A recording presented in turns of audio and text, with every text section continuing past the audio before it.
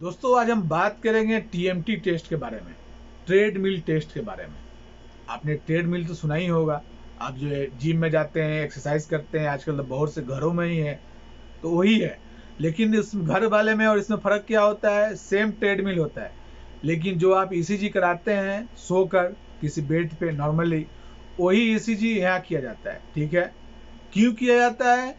कि अगर बंदे को चलने में दिक्कत हो रही है, सांस फूल रहा है उसको, तो एक ट्रेडमिल किया जाता है। या डाउट है कि भाई इसको इस्कीमिया का प्रॉब्लम हो सकता है, यानी कहीं ना कहीं नसों में रुकावट हो सकती है, तो किया जाता है टेस्ट। तो सबसे पहले हम जान लेते हैं, इस टेस्ट के करने से पहले आपको कुछ खास बात पर ध्यान रखना चाहिए। जी हाँ, अगर आप कोई बीटा ब्लॉकर ले रहे हैं, हार्ट से जुड़ी कोई दवा ले रहे हैं, तो उसको 24 घंटा पहले बंद किया जाता है, क्योंकि ये आपका मैक्सिमम जो हार्ट रेट होता है आपकी उम्र के हिसाब से, उसको नापा जाता है। ठीक है, तो इसके लिए आपको हार्ट कंट्रोल का जो भी दवा होता है, जो आपको हार्ट को कंट्रोल करता है, उसको 2 दिन पहले बंद करना पड़ता है। भी अगर आपके चेस्ट में हेयर है तो उसको आप रिमूव कीजिए, उसको क्लीन करके आइए। जब आप जाइएगा क्लिनिक सेंटर पे, तो आपको ट्रेडमिल पे खड़ा किया जाएगा। 8 से 10 लीड है, आपको लगा दिया जाएगा, उसके ऊपर टेप मार दिया जाएगा। वहाँ पर डॉक्टर, टेक्नीशियन, नर्स भी आपके साथ में होगी, आपके बाजू में। बीपी के लिए एक कैप बांध दिया जाएगा, जो आपका बीपी हर स्टेज पे मॉनिटर किया जा सके। उसके पहले सबसे पहले आपको ट्रेडमिल पर खड़ा करके एक नॉर्मल ईसीजी निकाला जाता है, तो नॉर्मल टाइम में क्या ईसीजी है। उसके बाद आपका नॉर्मल टाइम का बीपी चेक किया जाता है। उसके बाद स्टेप बाय स्टेप आपको उस पर दोहराया जाता है। इसका अगर रेशियो निकाला जाए आपके हार्ट रेट का, कि आपका हार्ट रेट कितना होना चाहिए, तो 220 माइनस यूर एज, यानी आपका एज मान के चलिए कि 40 है, तो 220 में से आप 40 निकाल दीजिए, तो 180 आपका हार्ट रेट होता है। यानी इतना टारगेट आपको अचीव करना चाहिए। अगर आप इतना अचीव कर रहे हैं, इतना तक आप जा रहे हैं, आपको कोई दिक्कत नहीं आ रही है, तो कोई प्रॉब्लम नहीं है आपको। आपका जो हार्ट रेट है 180 जो है, वहाँ तक आप गए, आपको कोई सांस नहीं फूल रहा है, चेस्ट में कोई प्रॉब्लम नहीं है, दर्द नहीं है, उसके अलावा ईसीजी में भी कोई भी इंडिकेट नहीं हो रहा है। जिस तरह मान के चलिए कि अगर आपको कोई दिक्कत होता है, इस्कीमिया का प्रॉब्लम होता है, ब्लड सप्लाई नहीं कर पा रहा है आपका आर्टरी, तो हम वहाँ पे टेस्ट रोक देते हैं, वो पॉजिटिव टेस्ट आ जाता है। उसके आगे आपको एंजियोग्राफी करके देखा जाता है। कितना बार ये 5-10 बार फॉल्स भी होता है। एंजियोग्राफी करने के बाद मालूम चलता है कि नहीं, बंदे को 70 से नीचे ही का ब्लॉकेज है। ये अक्सर 70 के ऊपर आता है, तो ये आपको ईसीजी में, ट्रेडमिल में शो करता है।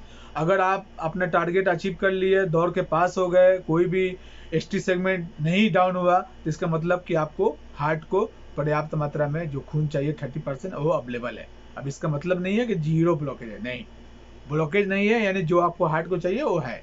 ठीक है, क्योंकि एक बंदे को रेस्टिंग पोजीशन में 10%, चलते हुए 20% और दौड़ते हुए 30% ही चाहिए। होता है कि हमारा ट्रेडमिल नॉर्मल है तो हम कुछ भी कर सकते हैं? बिल्कुल नहीं कर सकते आप। अगर आपको कोई दिक्कत है तो हर साल कराइए।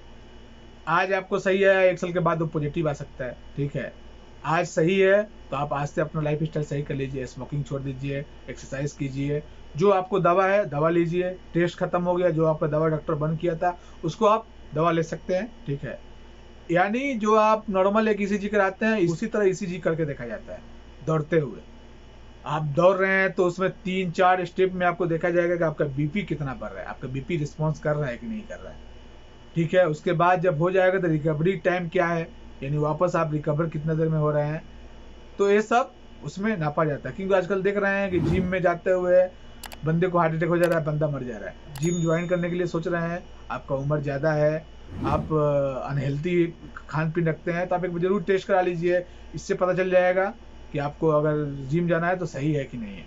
जो आप जिम में करते हैं वही चीज़ क्लिनिक में करा के देखा जाता है, लेकिन फ़र्क इतना है, क्लिनिक में वो सब चीज़ उपलब्ध है कि अगर आपके साथ अगर कुछ हो गया तो आपको वहाँ पे ठीक किया सके। अगर आप जिम में हैं तो वहाँ पे सब सुविधा उपलब्ध नहीं होती। टेस्ट किन लोगों को नहीं किया जाता है? जिन लोगों में नॉर्मल ईसीजी में ही फॉल्ट है, उनमें ही दिखा रहा है कि इनको ब्लॉकेज है, तो उन लोगों को नहीं कराया जाता। उन लोगों को डायरेक्ट रिकमेंड किया जाता है कि उनको एंजियोग्राफी करने के लिए। क्योंकि अगर 90-80 के आसपास ब्लॉकेज होगा तो ट्रेडमिल पे दौड़ाने के समय में उनको उसी समय हार्ट अटैक आ सकता है। तो इसकी वजह से एक टेस्ट से अवॉइड किया जाता है। एक टेस्ट से पहले बेटर होता है कि एक ट्रोपोनिन आई टेस्ट होता है, जो आप करा लीजिए। ट्रोपोनिन टेस्ट के बाद ये उसमें क्लियर चल जाता है कि भाई बंदा टेस्ट के लिए रेडी है। तो ये सब कुछ जानकारी है जो आपको करना चाहिए। तो उम्मीद करता हूँ कि आज के टॉपिक आपको अच्छा लगा होगा, तो वीडियो को लाइक कीजिए, दोस्तों में शेयर कीजिए।